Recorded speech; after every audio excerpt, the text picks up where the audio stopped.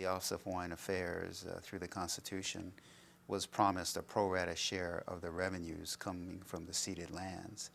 And in the early years, OHA was receiving about $1.5 million a year, and they felt that was way below what it was entitled to, so they filed a lawsuit back in the early 80s.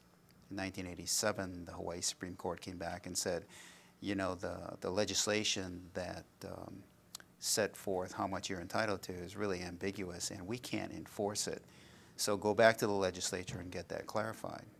That was clarified in Act 304 in 1990. And then a big payment was made in 1993 of $130 million. But OHA thought that there were still 3 issues that were unresolved.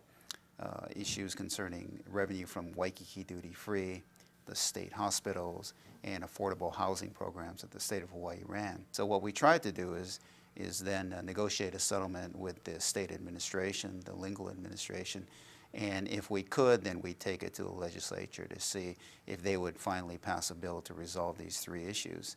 And we did finally reach that settlement in January of 2008, submitted it to the legislature. Native Hawaiians are very suspicious about not giving up their claim to ownership of the ceded lands that were taken at the time of the overthrow. I mean, that's the 1.8 million acres that was illegally obtained by the United States.